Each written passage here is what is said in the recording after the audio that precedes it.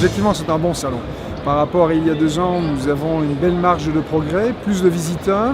Surtout, nous avons des visiteurs très intéressés par les produits, donc c'est bien d'avoir du monde, mais c'est surtout intéressant d'avoir des gens qui sont à la recherche d'un nouveau véhicule. De ce point de vue-là, oui, beaucoup de demandes. Nous avons fait plus d'offres encore qu'il y a 2 ans. Et puis surtout, ce qui est important, c'est de voir qu'il y a beaucoup de trafic dans les concessions du groupe BMW à travers toute la Belgique, avec des actes d'achat. Donc là, nous sommes assez confiants, nous commençons bien l'année. Nous avons fait une très bonne année 2012, puisque nous avons augmenté nos ventes de 3,2% par rapport à 2011. Et là, nous commençons avec un mois de janvier qui est plutôt en hausse également par rapport à il y a 2 ans. Donc, bon salon de façon globale. Alors la vedette du salon, il n'y en a pas une, il y en a beaucoup.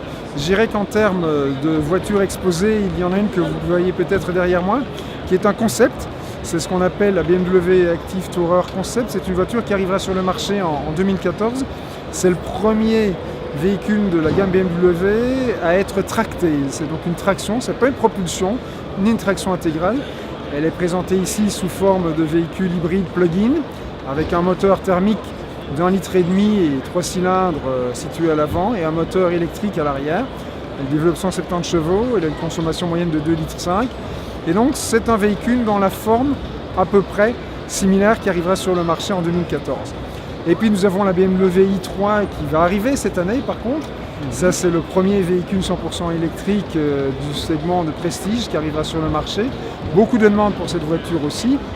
Et puis surtout en termes de vente, là par contre, la vedette, ça reste, je dirais de façon sans surprise, la série 3.